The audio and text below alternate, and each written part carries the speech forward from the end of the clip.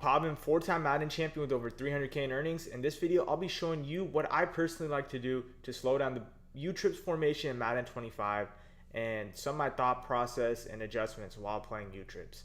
Let's get into the video now. So as usual, let's do a little bit of play recognition, right? If you know the plays, then know what routes are coming in the formation that you're guarding, you're going to have a much better chance at slowing down the certain formation or, even stopping it, getting picks and all that stuff. So in U-trips, they have 24 plays. The U-trips can be found New England offense, New England Patriots offense. And I'm really going to cut it down to 3 and 4 primary plays, right? U-trips, honestly, it's amazing routes. It's great spacing. There's so much you could do out of it. The versatility is kind of insane. Commotion, you could, 5 out. You could run the ball. You could audible around. But in my opinion, they're really 3 to 4 plays if they're calling nonstop U-trips that you have to key in on and take away completely to slow down U-trips and have the best chance at stopping it. One being the tight end deep out. Why this play is so effective and so good, it's solely because of this outside fade. This outside fade causes a lot of problems, right? And then we obviously have a backside post, amazing post, and then it's a quick hike play too, right? So a lot of times people will go out there and just go and call like a tight end corner with a backside post, and it's very hard to stop that. Very hard to stop that, right? You have great spacing. You already have a flat route. You have a real fade. It's going to clear out any type of deep blues. A tight end corner or, like a tight end out and then a backside post. So that's play number 1 that we're really going to key in on stopping. The next play number 2, in my opinion, that we really have to stop, the tight end whip, right? This is a complementary play with the last play we called, because with this, you can mix and match, right? Let's just say we're going tight end corner route, tight end corner route, tight end corner route, and they start to man it up, right? And it's not really working that well, the tight end corner route. Well, guess what? Now what we could end up doing is doing a whip route, because if we know they're in man, tight end whips, any type of zigs, they're absolutely gonna fry. So this play complements the last play that we just talked about so well. Tight end deep out so far as play number 1, and then we have the tight end whip as play number 2. In my opinion, play number 3 that you kind of have to slow down to really have success versus U-trips is the scat, right? The scat, you could stem down this corner route, make it super short. You could do something like this where you have A going up the field, clearing it out with a seam streak, stemming up that corner up or down depending on what the cornerbacks are playing, right? If they're playing cover 2, you'd want to stem it up. If they're playing cover 3 hard flats, you would want to stem it down, and so on and so forth, right? And then you have this stock wheel route, you just call hike. Like I said, U-trips is a lot of quick hiking, right? You could do really some insane stuff like double streaks or, have a drag coming underneath, double drags. The possibilities are endless, right? As long as we're slowing down this R1 corner route, we will be fine for the most part. You see right here, it still gets open. Even versus man, it breaks open to the sideline. It's a killer route. And lastly, in my opinion, corners is a really, really good play that you got to slow down, right? Oftentimes when I play people who run U-trips, they're going to go out there and they're going to hit this corner route late to the solo side. And it's such a good corner route. It cuts very sharp. And, I find myself adjusting really well, putting hard flats, running cover 2s. And I always, for some reason, get burnt by this last route that they save it, right? They see how you're playing and they run this at the last second, and it's such a great corner route. You're not expecting it on the solo side. It's a sharp cutting corner. It beats man really well and gets over top of cover 2s and under cover 3 hard flats. Like I said, U-trips has a ton of plays, right? Drags, whip routes, underneath routes, running back routes. There's too many plays for me to really break down. Those 3 to 4 plays are the main plays people are going to call, rotate between shuffle and spam. And you got to slow down all 4 of those, really. We have a couple looks that I really suggest you running if you're struggling versus U-trips. So now getting into it on the defensive side, what I like to do, how I like to align against this, some of my adjustments, right? So what I like to do personally, I don't like doing baseline. Baseline is fine and good and all, but I run 3-2. And it's hard to run this cover 4 with my safeties down versus U-trips is what I've kind of come to the realization. So I've started running on man line. I'll show you what the baseline looks like really quickly. Just say I'm bringing my safeties down right here, and I'm guarding the seam streaks and all the middle stuff with my mid zones. And then they start hitting me with like a corner route, right? And, it's all cool at first, right? They're just running stock flood routes. But eventually, I could only do so much bend, don't break, right? Eventually, I'm going to mess up a little bit. I'm going to over adjust. I'm going to run a cover 2. This is just how it always goes when I play U-trips, right? I'm going to try to get this look right here where I'm running in cover 2 and I'm stopping the tight end whip with the vert hook and I'm stopping all the underneath stuff, right? Then they're just going to hit me with this, fade route going towards the end zone. And it always happens. It always happens. I end up calling a cover 2 because, my opponents are cooking me down the field. They're getting in the red zone every drive. I had to make adjustments. I had to get a little aggressive. I run that cover 2, and, it's just so hard to run that cover 2. If I bring them out, then I'm literally telling them I'm running cover 2. And with that, let's just say I could just call a tight end streak, right? Tight end streak is going to be open if I bring that guy all the way to the right. So it's super tough to run zone versus U-trips is what I'm pretty much saying. If you're running match, you might get away with it, but there's just too many routes on the right side. Then you got to worry about the left, the post, the running back, the tight end, whip route. So what I've started doing is I've been started coming out in man align. Man align, in my opinion, it gives me the best chance and the best looks to stop U-trips. So we're going to come out man align right here. We call cover 2. We could still press. Actually, I would show blitz. You see, when you show blitz, your safety goes more out wide. And, we're still running our loop defense, right? We're going to get pressure sending forward. But now you're going to see the same look. We're going to put this guy on the streak. Let's just say I'm guarding the tight end with my user, right? I can't user and call a play at the same time. But now we're calling the same play. And that fade that we were just throwing, it's not there, right?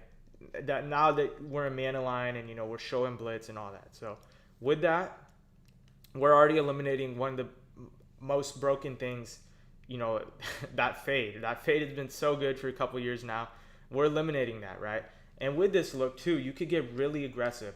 What I'm going to do right here is I'm going to blitz 5, right? I'm going to blitz 5 people. You're going to see we don't actually come in free with the cornerback, but you could get really aggressive. And because we're in this man align look, we have 4 DBs here now instead of, 3? And you could get really aggressive, right? You can man people up. Let's just say I manned up R1 right here, and then I man up this guy, right? Then we blitz, the slot cornerback. We're going to get a little pressure. I go guard the tight end myself. And the back end, I go hard flat. I get really aggressive, right?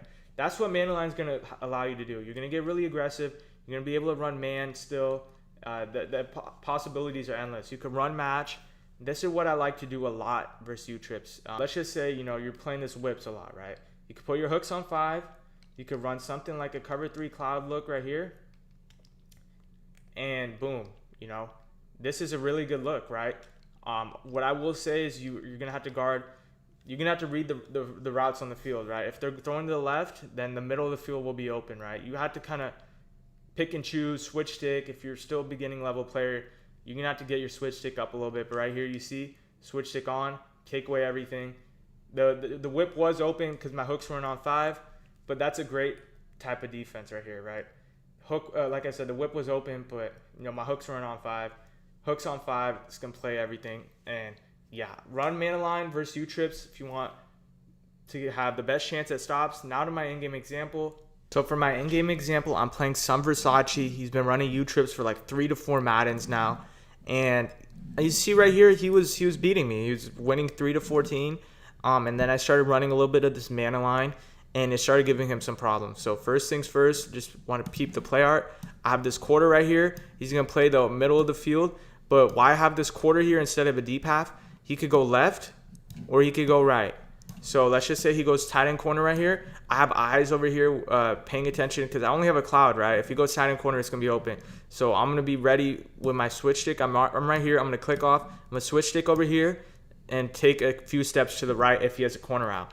If he has a post to the inside, I'm going to take a few steps to the left. So that's why people use quarters instead of halves and thirds. Thirds are good as well, but they sit literally right in the middle, right? They could go left, right, or they could go left. So it just depends on what ends up happening on the play itself. I end up running a tight end whip. We're sending forward. Running back is manned up. Really good shell. And pay attention to the tight end, right? He runs this whip route. It's absolutely cage. He goes the corner route, and I'm there for it, right? I have eyes over here. The running back actually ends up being open for a good amount of yards. So that is something I might have to, look at in the future. But in the back end, right, everything is covered. This guy's going this way. This guy's going to guard him here. This guy's going to peel off and play that. It's just really good defense, right? He ends up having this thing, but I switched it on and took him away. So he's going to end up going up 14 points. And here's one downside of running a man-aligned type defense, right? So it's before half, it's 2 seconds. This is easily preventable by me. I should have came out with something else. I should have probably backed him up, but it happens, right? So he's going to audible the trips, and all you're going to see is a go route, right? I do have a deep out zone KO, and he's in a third. So, in my opinion, he should be, defending this.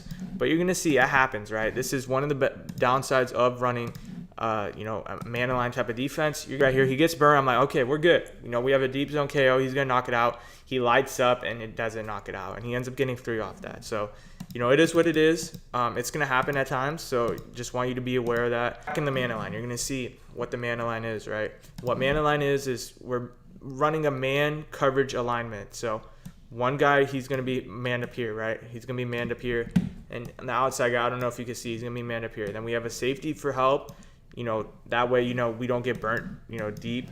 Then we have guy manned up over here, safety for help. That's what man align means. And with man align, you could manipulate it. You can make it into a zone. That's why I'm really preaching to you guys. You guys got to start doing this. I'm going to put him in a vert hook. I think, this is something I could do. Or I could put him in a vert hook, right? And then I could make this like a cover 2. And then cover 2 over here, with this guy peeling off over here. And with my user, I would just run in this direction, take away any seams, any of this stuff right here, as you see right here. So let's get into plays itself. I'm trying to get this engaged. Great defense right here. I actually messed up on the back end. I know what this was. This was match. So watching this back, I ran match. You're going to see all the defenders kind of go wonky. But with the match, everyone tries. I try to match on to everyone, but it doesn't work. He actually ends up having R1 open. But you see, I manned up the tight end, running this match coverage defense. I still got to get better in it. I'll admit, right? The tight end was not open. R1 happened to be open, but he just did not throw it. Corner route, post route, nothing there. He ends up getting a scramble for 2 yards. We'll take that. But yeah, like I said, they'll miss some reads at times. Like I said, he had R1 open. Could have been a bit better defense on my end. But, we live and we learn. We're playing chess match. We're playing chess. We're going to adjust to that. He actually audibles out for whatever reason. So, I don't know. Every time I guess the defense was good and it was working. But on this defensive look, we're just running a cover 3 out of a man-aligned look. We're running a cover 3 and we follow. But you see cover 3 right here. So everything is, this guy's playing inside. This guy's playing outside. This guy is in a purple. He's playing the sidelines. This whole thing is open right here. What this defender is in, he's in a vert hook. So he came from the left to the right, and he's in a vert hook. So he's playing the middle of the field. I think I manned up my user, put him in a flat, and then I switch stick on. So when you're running a man-aligned type of defense, switch stick is your best friend. It's going to help you take away all these underneath routes. See, the defense is phenomenal, right? Nothing was open. He's running like some basic combos, street, corner route, post, drag. And we're playing great defense so far. So right here, we're in man line again, but we're adjusting, right? We might keep some guys manned up. We're just playing play to play. So what I do right here is some great adjustments, right? I put a purple right here to play like, any type of speed out. He might not get there, but any type of stuff right here.